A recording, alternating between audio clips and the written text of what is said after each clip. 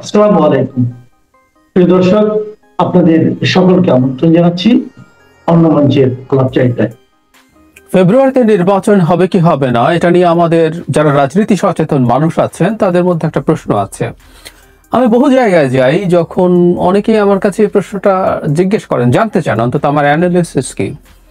আমি বহুবার বলেছি আমি মনে করি ফেব্রুয়ারিতে নির্বাচন হবে বা হতে হবে, এটার আসলে কোনো অল্টারনেটিভ নেই। যারা নির্বাচন ঠেকানোর চেষ্টা করছেন কিছু ঝামেলা টামেলা হতে পারে, করতে পারেন, কিন্তু শেষ পর্যন্ত নির্বাচন হতে হবে, কারণ আমার একটা অ্যানালিসিস আছে, কিছু কিছু জায়গায় বলেছি, আলাদাভাবে বলবো। কিন্তু এখন আমরা দেখছি যে জামায়াতে ইসলামী তো আছেই, এনসিপিও সম্প্রতি ফেব্রুয়ারিতে নির্বাচন প্রশ্নে বেশ কঠোর কথাবার্তা বলছেন। আমি জনাব নাহিদ ইসলামের মালয়েশিয়াতে দেওয়া একটা বক্তব্য নিয়ে কথা বলতে চাই। এর আগে ইনফ্যাক্ট ফেব্রুয়ারিতে নির্বাচন হবে না এই ধরনের মন্তব্য করেছিলেন জনাব নাসির উদ্দিন পাটোয়ারি। জনাব পাটোয়ারির বক্তব্যকে আমরা হয়তো কেউ কেউ অত সিরিয়াসলি নেই না, আমরা বলি না take the comment with a pinch of salt, এইভাবে আমরা নেই।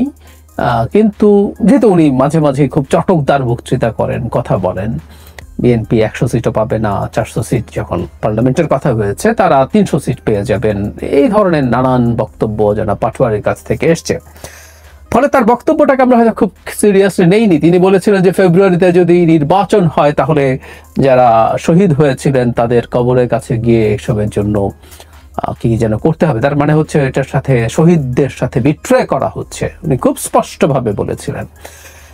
কিন্তু জনাব নাহিদ ইসলাম, তিনি দলের প্রধান এবং জনাব নাহিদের যে ব্র্যান্ডিং, তিনি অন্তত খুবই চটকদার কথাবার্তা বলে বাজার পাওয়ার চেষ্টা করেন, এই ধরনের ব্র্যান্ডিং অ্যাটলিস্ট না। তবে আমি প্রায় একটা কথা বলি, এটা মনে রাখতে হবে, এটা রাজনীতি। জনাব নাহিদ যখন রাজনীতি করতে যাচ্ছেন, রাজনীতিবিদদেরকে অনেক সময় কতগুলো রেটরিক ব্যবহার করতে হয় তাদের নানা কারণে। এটাকে আমি খুব খারাপভাবে দেখি না, এটার জন্য যে কেউ খুব খারাপ হয়ে গেছে তারা, কিন্তু তারপরও জনাব নাহিদ ইসলামের বক্তব্যটা কেন এসছে, এবং আমি অগ্রিম একটা প্রশ্ন করে রাখতে চাই, এনসিপিওকে জামায়াতের মতো নির্বাচন নিয়ে নার্ভাস হয়ে পড়ছে। জামায়াত নার্ভাস কেন সেটা নিয়ে আমি ভিডিও করেছি 2 দিন আগে।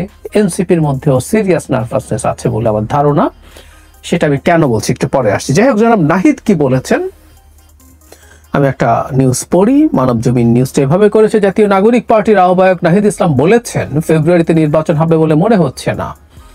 জুলাই সনদের আইনি ভিত্তির মাধ্যমে আমরা নির্বাচনে অংশগ্রহণ করতে চাই, এর বাইরে কোনো নির্বাচন হবে বলে আমার কাছে মনে হচ্ছে না।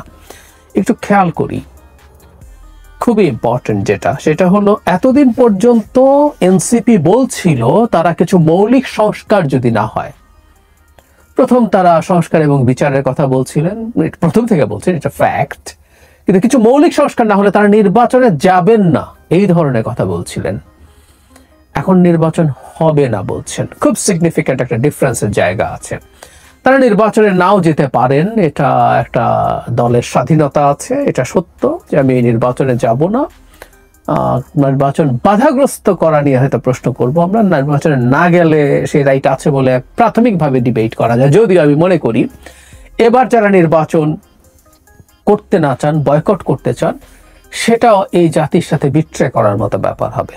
যাই হোক, সেটা ভিন্ন আলোচনা, কিন্তু উনি অবস্থান পাল্টাচ্ছেন। যদি তাদের মতো করে গণপরিষদের আলাপ তারা দীর্ঘদিন থেকে করছে, সেটা ভিত্তিতে যদি না হয় তাহলে তিনি মনে করছেন নির্বাচন হবে না।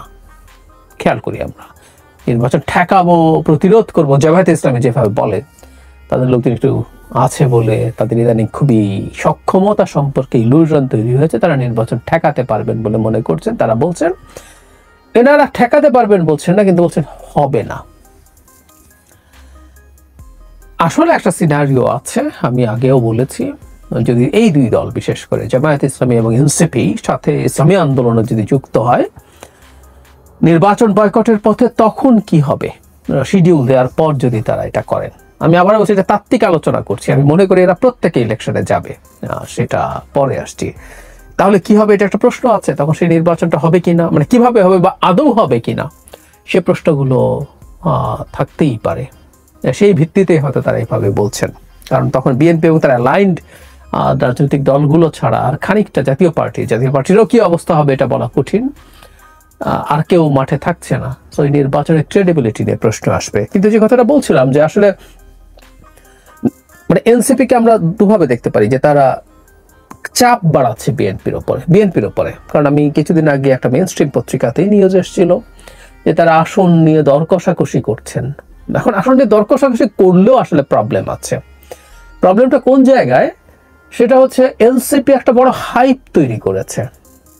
এনসিপি লঞ্চিং থেকে শুরু করে তাদের বিভিন্ন দেশে বিভিন্ন জেলায় যখন গেছেন, লোকজন সমাগম হয়েছে, মিটিং অবশ্য আলাপ আছে এটা অন্য কারো লোক এসে তাদের এখানে এটা মানে এক ধরনের ক্রাউড তৈরি করেছে, সেটা হতে পারে বা নাও পারে, হোয়াট এভার ইট ইজ। কিন্তু তারা নিজেদের সম্পর্কে খুবই বড় একটা পারসেপশন তৈরি করার চেষ্টা করেছেন। একটা রাজনৈতিক দলকে এইভাবেই নিজেকে পোট্রে হয়তো করতে হয়, কিন্তু এটা ঝুঁকি আছে। যেমন আমি নিজে যখন এনসিপির অনেকের সাথে টকশোতে বসি বা অন্যান্য সময় তারা বক্তৃতা বিবৃতি দেন, তাদের বক্তব্য আমি দেখি, তারা সেখানে প্রায় তাদের মন্তব্যগুলোকে জনগণ সেটাকে সমর্থন করে।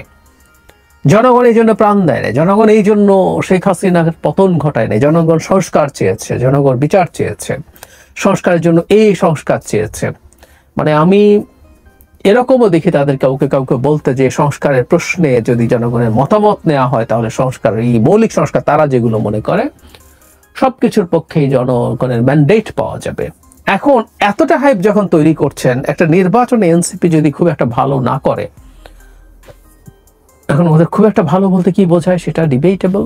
একটা দল অল্প কয়েক মাস হয় তৈরি হয়েছে, এখন 1 বছর পূর্ণ হয়নি তাদের, নির্বাচন আস্তে আস্তে তাদের 1 বছরের মতো হবে, সো ইটস টু আর্লি। কিন্তু ওই রকম একটা দলেরও কিছু সিট জেতা, কিছু জায়গায় ভালো ফাইট করা, এই পরিস্থিতি হয় অ্যাটলিস্ট জরুরি। জনগণ ওইটুকু অন্তত চায়, যদিও তারা যেভাবে বলে যে সবই জনগণ চায়, তাহলে সেই কথাটা আমরা প্রায় বলি।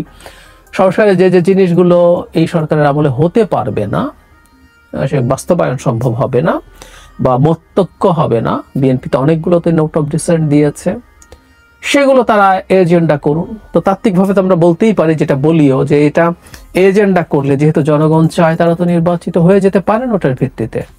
কিন্তু আসলে এগুলো রেটরিক। এখন এনসিপি নার্ভাস এই কারণে যে তারা ন্যূনতম কিছু সিটে জিতে আসতে পারে কিনা। জিতে আসার সংকটটা নিয়ে বহুবার বলেছে, আবার একটু বলি। ধরে নিলাম বিএনপি তাদেরকে ছাড় দেবে, যদিও বিএনপি ছাড় দেওয়ার পর তারা পার্লামেন্টে এসে বিএনপি ছাড় নিয়ে জিতে পার্লামেন্টে এসে বিএনপি সমালোচনা করবেন, মানে উদ্ভট দেখায়, হাস্যকর দেখায়, ভালো দেখায় না। এবং এটা সেই তথাকথিত আমিডামি নির্বাচনই হয়ে যায়। আচ্ছা, তারপরও মেনে নিলাম। আমি বলেছি আমি এনসিপির অনেককেই যদি পার্লামেন্টে দেখি আমার ভালো লাগবে, তারা যদি সেইখানে অবস্থান করেন, ডিবেট করেন, লাভ দ্যাট। কিন্তু তারা জিতে আসবেন কিনা এটা নিয়েই সংশয় আছে।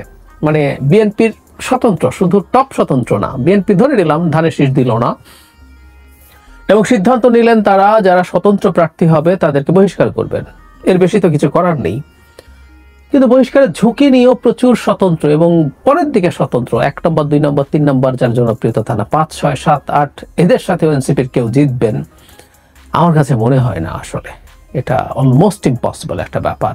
এবং এনসিপির ক্যান্ডিডেটরা ভোটের রাজনীতিতে ভীষণ দুর্বল, এটা দেখে যদি স্বতন্ত্ররা মনে করেন আমি তো ইজিলি জিতে যেতে পারি, আমি জিতে গেলেই তো আমি এমপি হয়ে গেলাম, এই সুযোগ তার আর কখনো নাও আসতে পারে। আর তিনি যদি এই ধরনের পরিস্থিতিতে জিতে এই সিটটা পেয়ে যেতে পারেন, দলের পরবর্তী মনোনয়নে তিনি আবার প্রেফারেন্স পেতেও পারেন। সো স্বতন্ত্র ঠেকানো বিএনপির পক্ষে সম্ভব হবে বলে মনে হয় না, এবং সেটা যদি হয় তাহলে তারা জিতে আসবেন না। ফলে বিএনপি আসন ছেড়ে দিলেও তারা জিতবেন না। এখন কি তারা এই রকম গ্যারান্টি চাইছেন বিএনপির কাছে? আমি নিশ্চিত নই যে স্বতন্ত্র দাঁড়াতে পারবে না সো দ্যাট তারা ওখান থেকে জিতে আসতে পারেন। আর সেটা যদি না হয়, তাদের ওই পরাজয় তাদের রাজনীতিকে ভবিষ্যতে প্রশ্নের মুখে ফেলবে। আরেকটা কথা একটু মনে রাখা দরকার, এনসিপির অনেকেই সরকারের সাথে কানেক্টেড থেকেছেন, পদে থেকেছেন, বিভিন্ন পজিশনে থেকেছেন, মিনিস্ট্রিতে, আর এর বাইরেও তারা খুব ইনফ্লুয়েন্স এনজয় করেছেন, যেটা সাধারণত কোনো রাজনৈতিক দল নতুন করে তৈরি হলে সেটা পারে না। এখন তারা সরকারে না গেলেও অন্তত কিছু এমপি পাওয়া এবং সেই সূত্রে কিছু প্রভাব তাদের তৈরি হওয়া, এটা থেকে দূরে থাকতে সম্ভবত পছন্দ করবেন না। এই সব কিছুই আসলে তাদের নার্ভাস করে তুলছে, সেটার কারণেই তারা বিএনপির উপরে চাপ বাড়াচ্ছে। এই চাপ দিয়ে তারা যতটা সম্ভব নিশ্চিত করতে চান। কিন্তু আমি জানি না তারা যদি নিশ্চিত না হন যে স্বতন্ত্র অন্তত বিএনপি ঠেকাতে পারবে না, যদি বিএনপি ছাড়ের ক্ষেত্রে তাদের প্রত্যাশিত সংখ্যায় ছাড়ের ক্ষেত্রেও যদি রাজি হয়, সেই ক্ষেত্রে এনসিপি তার ডিজাস্টার করার চাইতে নির্বাচনে না যাওয়াটাই প্রেফার করবে কিনা সেটাও একটা অপশন হয়তো আছে।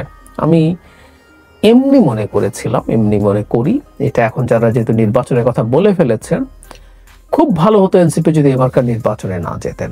তারা পরবর্তী 5 বছর রাজনীতি করতেন। আমরা ধরে নিলাম কাগজে কলমে বিএনপি ক্ষমতায় গেল, তারা অসংখ্য ভুলভ্রান্তি করবে, চোখ বন্ধ করে বলে দেয়া যায়, সেগুলো নিয়ে রাজনীতি করে এনসিপির রাজনীতি কিন্তু দুর্দান্তভাবে দাঁড়িয়ে যেতে পারত। পরবর্তী নির্বাচনে তারা যদি ঠিকঠাক রাজনীতিটা করতে পারতেন, যদিও তাদের রাজনৈতিক মতাদর্শ, রাজনীতিকে তারা যেভাবে পোট্রে করেন, রাজনীতিকে সাংগঠনিকভাবে তারা যেভাবে বিহেভ করেন, এগুলো নিয়ে তার প্রশ্ন আছে। কিন্তু রাজনীতি সুন্দর মতো করে গেলে 5 বছর পর তারা একটা ভালো কিছু করার বা হবার সম্ভাবনা ছিল বলে বলা যেতেই পারে।